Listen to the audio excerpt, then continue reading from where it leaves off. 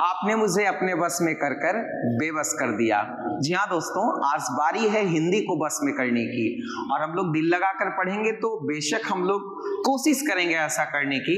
और आपकी डिमांड पर आज हम लेकर आए हैं क्लास 12 के हिंदी सब्जेक्ट का वीडियो। जी हाँ, आज इसका पहला क्लास है और इस क्लास में हम लोग बात करने वाले हैं बहुत ही इंपॉर्टेंट कंटेंट के बारे में जो एग्जामिनेशन पॉइंट ऑफ व्यू से बहुत ज्यादा महत्वपूर्ण है। और मुझे पूरा भरोसा है कि यदि आप इस वीडियो को पूरा देखेंगे तो आपको 5 से 7 नंबर जो है एकदम गारंटीड आएगा। तो इसलिए आप वीडियो को जरा भी स्किप मत कीजिए, आप वीडियो को अंत तक देखिए और लाइक और शेयर जरूर कीजिए। चलते हैं, इसकी शुरुआत करते हैं बेहद ही शानदार क्वेश्चन के साथ। पहला प्रश्न है, बातचीत शीर्षक पाठ के लेखक कौन है? बहुत ही ज्यादा इंपॉर्टेंट सवाल है, बातचीत शीर्षक पाठ के लेखक कौन है? तो सबसे पहले बात जान लेते हैं कि बातचीत शीर्षक पाठ है क्या। तो ये निबंध है। यह भी क्वेश्चन बहुत बार पूछा जाता है कि बातचीत शीर्षक पाठ क्या है, तो निबंध है। और इसके जो लेखक हैं वो बालकृष्ण भट्ट हैं। कौन है बाबू? इसके लेखक बालकृष्ण भट्ट हैं। आइए हम लोग बालकृष्ण भट्ट जी के बारे में थोड़ा सा जान लेते हैं, क्योंकि ऑथर परिचय से, लेखक के परिचय से बहुत ज्यादा सवाल पूछा जाता है। तो बालकृष्ण भट्ट जो है जाने माने निबंधकार हैं, पत्रकार हैं और ये भारतेंदु युग के कवि। किस युग के लेखक हैं? भारतेंदु युग के लेखक हैं। ये भी बहुत ज्यादा इंपॉर्टेंट है कि बालकृष्ण भट्ट जी क्या होते हैं, तो ये निबंधकार होते हैं, पत्रकार होते हैं। किस युग के होते हैं? तो भारतेंदु युग के होते हैं। इनका जो जन्म है वो 23 जून 1844 को। कब हुई बाबू? इनका जन्म 23 जून 1844 ईस्वी को। और इनका जो निधन हुआ है वह 20 जुलाई 1914 को। जन्म और निधन से संबंधित डाटा आप याद रखेंगे। इनका जो निवास स्थान है इलाहाबाद, जो कि अब प्रयागराज के रूप में जाना जाता है, ये उत्तर प्रदेश में है। कहाँ है? उत्तर प्रदेश में। यानी इलाहाबाद, प्रयागराज के रहने वाले ये थे।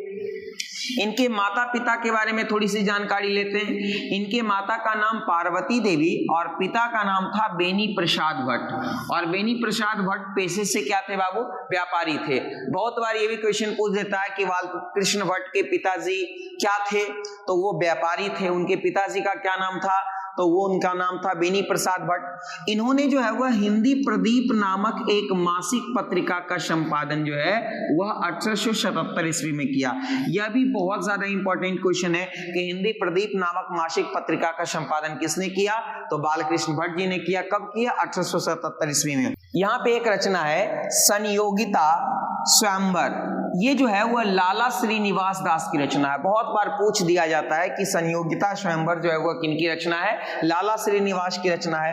और आचार्य रामचंद्र शुक्ल जी ने जो है वह बालकृष्ण भट्ट की तुलना जो है वह अंग्रेजी साहित्य के एडिशन और स्टील से कर दी। ये भी बहुत ज्यादा इंपॉर्टेंट क्वेश्चन है कि आचार्य रामचंद्र शुक्ल जी ने जो है वह बालकृष्ण भट्ट की तुलना अंग्रेजी साहित्य के एडिशन और स्टील से की। ये बहुत ज्यादा इंपॉर्टेंट कंटेंट है, आप कहीं मत जाइएगा, एकदम अंत तक बने रहेगा। उसने कहा था कहानी के लेखक कौन है? यानी उसने कहा था क्या है बाबू? तो एक कहानी है और इसके जो लेखक हैं, इसके जो कहानीकार हैं वो है चंद्रधर शर्मा गुलेरी। कौन है बाबू? चंद्रधर शर्मा गुलेरी, यानी ऑप्शन बी सही है। बात हम लोग चंद्रधर शर्मा गुलेरी जी की कर लेते हैं। इनका जो जन्म है वह 7 जुलाई 1883 ईस्वी को हुआ है। कब हुआ बाबू? 7 जुलाई 1883 ईस्वी को हुआ है। इनका जो निधन है वो 12 सितंबर 1922 ईस्वी को हुआ। ये गुलेरी जी जाने माने निबंधकार होते हैं। और किस युग के होते हैं? तो द्विवेदी युग के होते हैं। यह भी बहुत बार पूछा गया है कि चंद्रधर शर्मा गुलेरी किस युग के कवि हैं? तो द्विवेदी युग के कवि हैं। वैसे तो इनका जन्म जयपुर में हुआ, लेकिन ये निवास जो है वह गुलेर कांगड़ हिमाचल प्रदेश में करते थे। यानी ये जो है वह निवास कहां करते थे? गुलेर कांगड़, जो कि हिमाचल प्रदेश में है, इसीलिए इनके नाम के अंत में गुलेरी लगा। इनकी 3 प्रसिद्ध कहानियां हैं जो हम लोगों को याद रखनी है। सुखमय जीवन जो 1911 में प्रकाशित हुआ, बुद्धू का कांटा जो 1911 में ही आया, और सबसे प्रसिद्ध उसने कहा था जो 1915 में आया। यह भी पूछ दिया जाता है कि उसने कहा था कहानी जो है वह कब प्रकाशित हुई, तो 1915 में। ये तीनों ही कहानियां बहुत ज्यादा महत्वपूर्ण है, इनकी बहुत इंपॉर्टेंट कंपोजिशन है, इसलिए आप याद रखेंगे।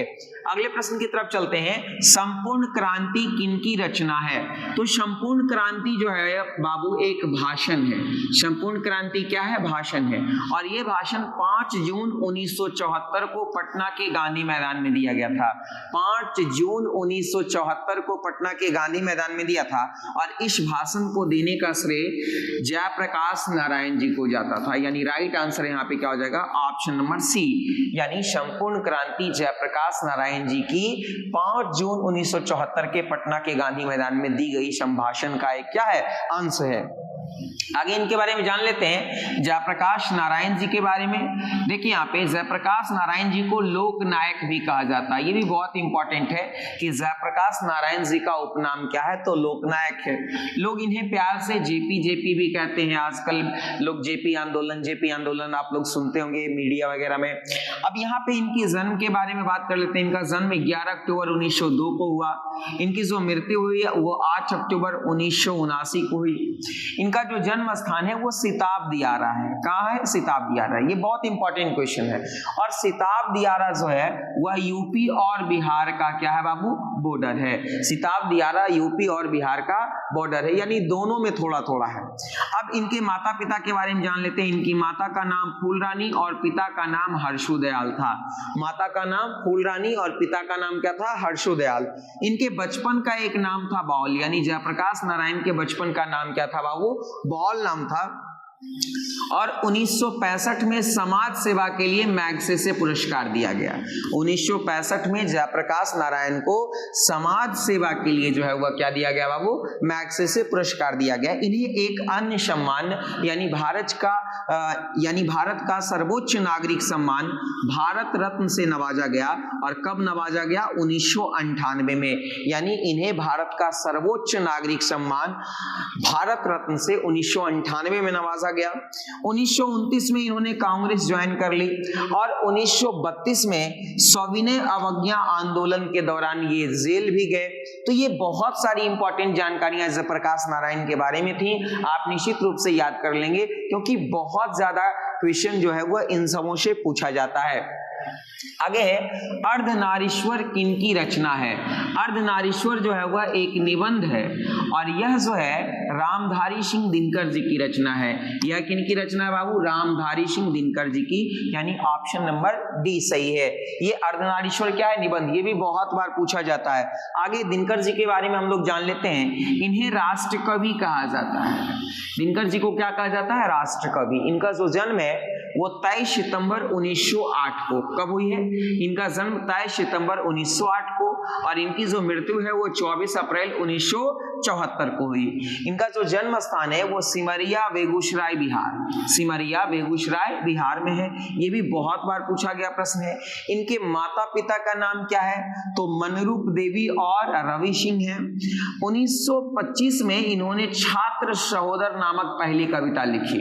1925 में इन्होंने छात्र सहोदर नामक पहली कविता लिखी।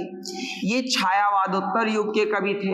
1936 से लेकर के 1947 तक का जो काल है वो छायावादोत्तर या शुक्लोत्तर या क्या कहलाता बाबू? शुक्लोत्तर युग कहलाता है।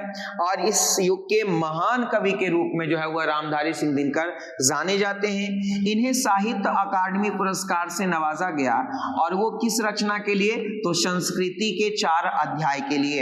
यानी रामधारी सिंह दिनकर जी की महत्वपूर्ण रचना संस्कृति के 4 अध्याय के लिए इन्हें साहित्य अकादमी पुरस्कार से भारतीय ज्ञानपीठ पुरस्कार, ध्यान से देखेंगे, भारतीय ज्ञानपीठ पुरस्कार इनको इनकी महत्वपूर्ण काव्य संग्रह उर्वशी के लिए दिया गया। यानी ज्ञानपीठ पुरस्कार इनकी रचना उर्वशी के लिए दी गई। और साहित्य अकादमी पुरस्कार संस्कृति के 4 अध्याय के लिए दिया गया।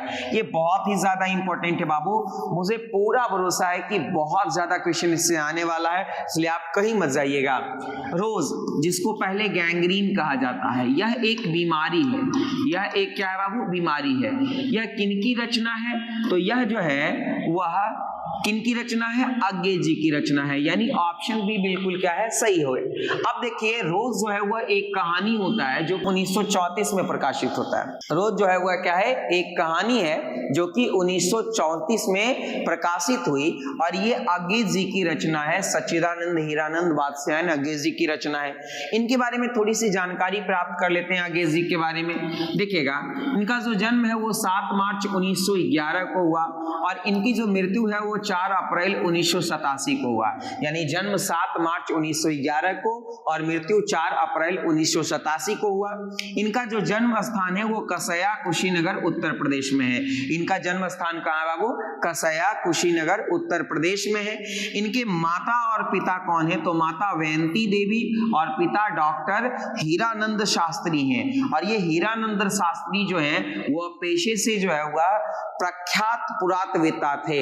यह भी कभी कभी पूछ दिया जाता है और कहा जाता है कि आधुनिक हिंदी साहित्य के महान लेखक में जो है वह अज्ञे जी शुमार किए जाते थे। यह भी याद रखना है। आगे चलते हैं अगले प्रश्न की तरफ। एक लेख एक पत्र के लेखक कौन है? तो एक लेख एक पत्र के लेखक जो है वह भगत सिंह है। जैसा कि यहाँ पे स्पष्ट है कि इसमें एक लेख है और एक क्या है? पत्र है। और इसके लेखक कौन है? भगत सिंह है। बात हम लोग भगत सिंह की कर लेते हैं। आइए हम लोग भगत सिंह के बारे में थोड़ी सी जानकारी प्राप्त कर लेते हैं। भगत सिंह जी का जन्म जो है वह 28 सितंबर 1907 को हुई। कब हुई? 28 सितंबर 1907 को। और इनकी जो शहादत हुई 23 मार्च 1931 को लाहौर षड्यंत्र केस में इन्हें फांसी की सजा सुनाई गई। इनका जन्म जो है वह बंगा नामक गांव में हुआ जो पाकिस्तान का हिस्सा है। अभी देखिए इनके पैतृक गांव जो है वह खटकड़ कला जो कि पंजाब में है। कहाँ है? खटकड़ कला जो कि क्या है बाबू? पंजाब में है। इनके जो माता पिता हैं, माता का नाम विद्यावती और पिता का नाम सरदार किशन सिंह है। माता का नाम क्या है? विद्यावती और पिता का नाम सरदार किशन सिंह। 1926 में पंजाब में इन्होंने नौजवान भारत सभा का गठन किया। 1926 में पंजाब में इन्होंने नौजवान भारत सभा का गठन किया और 8 अप्रैल 1929 को केंद्रीय असेंबली में इन्होंने क्या किया? बम फेंक दिया। केंद्रीय असेंबली में इन्होंने क्या किया? बम फेंक दिया। और इन्हें अमर शहीद की भी उपाधि प्राप्त है। यानी भगत सिंह जी को अमर शहीद की उपाधि प्राप्त है। 4 फरवरी 1922 को चौरा चौरी का कांड हुआ। यह भी कभी पूछ दिया जाता है। इसी के बाद भगत सिंह का जो है वह गांधी जी से मोह भंग हो जाता है। तो ये तमाम कंटेंट आप याद रखेंगे, बहुत ही ज्यादा इंपॉर्टेंट है। आगे चलते हैं। ओ सदानीरा नामक निबंध किसने लिखी? ये बहुत ज्यादा इंपॉर्टेंट है। ओ सदानीरा क्या है? एक निबंध है। और इसको किसने लिखी है बाबू? तो इसको लिखी है जगदीश चंद्र माथुर ने। किसने लिखी है? जगदीश चंद्र माथुर ने। यानी ऑप्शन भी हमारा बिल्कुल सही जवाब होगा। आगे चलते हैं। जगदीश चंद्र माथुर जी जो है वह नाटककार हैं और संस्कृति कर्मी है। ये नेहरू युग में ये काफी इनकी ख्याति बढ़ी। नेहरू युग में ये ज्यादा प्रचलित हो गए। इनका जो जन्म है वह 16 जुलाई 1917 को और इनकी जो मृत्यु है वो 4 मई 1978 को। इनका जन्म स्थान जो है वह शाहजहांपुर उत्तर प्रदेश में है। यानी जगदीश चंद्र माथुर जी का जन्म शाहजहां उत्तर प्रदेश में है। अब इनकी शिक्षा के बारे में बात कर लेते हैं। ये अंग्रेजी भाषा से एमए किए थे। अंग्रेजी से क्या किए थे? एमए। कभी कभी यह भी पूछ दिया जाता है। और किस विश्वविद्यालय से? तो इलाहाबाद विश्वविद्यालय से अंग्रेजी भाषा से एमए किए थे। इन्हें जो है विद्या वारिधि की भी उपाधि प्राप्त थी। यानी जगदीश चंद्र माथुर जी को जो है वह विद्या वारिधि की भी उपाधि प्राप्त थी। आगे चलते हैं अगले प्रश्न की तरफ। सिपाही की मां नामक एकांकी किसने लिखी? यानी सिपाही की मां क्या है बाबू? एकांकी है। और इसके जो लेखक हैं वो कौन है? तो इसके लेखक है मोहन राकेश जी। कौन है? मोहन राकेश जी। यानी ऑप्शन 1 से।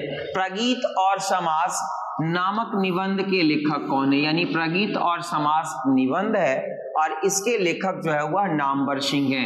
इसके लेखक कौन है बाबू? नामवर सिंह। यानी ऑप्शन भी हमारा बिल्कुल सही जवाब है। बात हम लोग नामवर सिंह की कर लेते हैं। नामवर सिंह का जन्म जो है वह 28 जुलाई 1927 को हुई। कब हुई? 28 जुलाई 1927 को। इनका जो जन्म स्थान है वो जीयनपुर वाराणसी उत्तर प्रदेश। कहाँ है बाबू? जीयनपुर वाराणसी उत्तर प्रदेश। माता पिता के बारे में बात कर लेते हैं। माता का नाम नागेश्वरी देवी, पिता का नाम नागर सिंह है जो पेशे से शिक्षक थे। ये हिंदी आलोचना के महान प्रतिभा थे, यानी महान आलोचक कवि कहें, महान आलोचक लेखक कहें तो कोई अतिशयोक्ति नहीं होनी चाहिए। 1971 में कविता के नए प्रतिमान पर साहित्य अकादमी पुरस्कार मिला, यानी कविता के नए प्रतिमान पर इन्हें 1971 में साहित्य अकादमी पुरस्कार मिला। किन्हें? नामवर सिंह जी को। और नामवर सिंह जी जो है वह क्या थे? हिंदी प्राध्यापक थे, यानी हिंदी के प्रोफेसर थे। यानी इस तरह से हम लोगों को सारी चीजें याद रखनी है। आगे चलते हैं। जूठन किनकी आत्मकथा है? ये जूठन क्या है? आत्मकथा है। और किनकी आत्मकथा है? ओम प्रकाश वाल्मीकि जी की।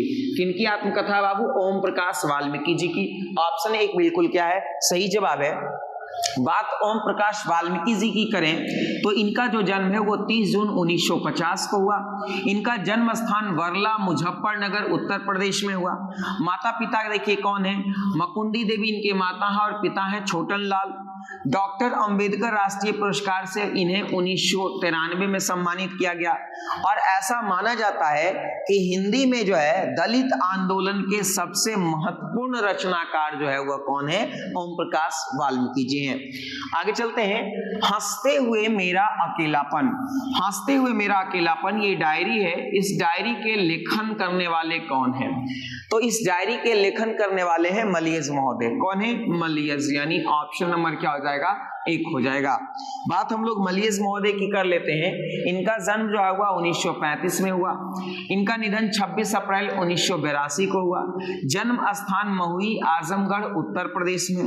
इनका मूल नाम था भरत जी श्रीवास्तव। इनका मूल नाम क्या था बाबू? भरत जी श्रीवास्तव। माता का नाम प्रभावती और पिता का नाम त्रिलोकी नाथ वर्मा। इनकी शिक्षा जो है वह क्या है? हुई अंग्रेजी से ये एमए किए। अंग्रेजी से क्या किए? एमए किए। लहर कविता का जो है वह संपादन भी किए। कौन? तो लहर कविता का संपादन मलियज महोदय किए थे। आगे चलते हैं। तिरिच कहानी के लेखक कौन है? तो तिरिच जो है वह क्या है? कहानी है। एक क्वेश्चन तो यही क्लियर हो जाता है। और इसके लेखक कौन है? तो इसके लेखक हैं उदय प्रकाश, यानी राइट आंसर क्या हो जाएगा? Option number 1। बात उदय प्रकाश जी के बारे में कर लेते हैं। तो उदय प्रकाश जी का जन्म 1 जनवरी 1952 को हुआ और इनका जन्म स्थान सीतापुर अनूपपुर मध्य प्रदेश में हुआ। इनके माता पिता कौन है? माता गंगा देवी और पिता थे प्रेम कुमार सिंह। और इनकी शिक्षा जो हुई वो हिंदी से ये एमए किए। किस विषय से एमए किए? हिंदी से। और अंग्रेजी पत्रिका एमिनेंस का संपादन किए। अंग्रेजी पत्रिका एमिनेंस का इन्होंने क्या किया? संपादन भी किया। आगे चलते हैं। शिक्षा किनका संभाषण है? एक क्वेश्चन तो यही बनता है कि शिक्षा क्या है? तो शिक्षा एक संभाषण है, किसी भाषण का अंश है। और यह भाषण जे कृष्णमूर्ति जी ने दिया। किन्होंने दिया? जे कृष्णमूर्ति जी ने। बात थोड़ी सी हम लोग जे कृष्णमूर्ति जी के बारे में कर लेते हैं। तो जे कृष्णमूर्ति जी जो है वह 20वीं सदी के महान दार्शनिक, जीवन दृष्टा और शिक्षा मनीषी और संत थे। यानी जे कृष्णमूर्ति बहुत विद्वान व्यक्तित्व थे, जिनका जन्म 12 मई 1895 को और इनका जो निधन है वो 17 फरवरी 1986 को हुआ। जन्म कहाँ हुआ था? तो जन्म मदनपल्ली चित्तूर आंध्र प्रदेश में हुआ था। तो दोस्तों हमको पूरा यकीन है कि आपको इस वीडियो को देखने के बाद 5 से 6 नंबर का फायदा जरूर होगा। इसका पार्ट 2 हम लोग जल्द लेकर आ रहे हैं, तो आप इंतजार कीजिए। तब तक शेयर कीजिए, लाइक कीजिए और मजे से पढ़िए। बहुत बहुत धन्यवाद आपका।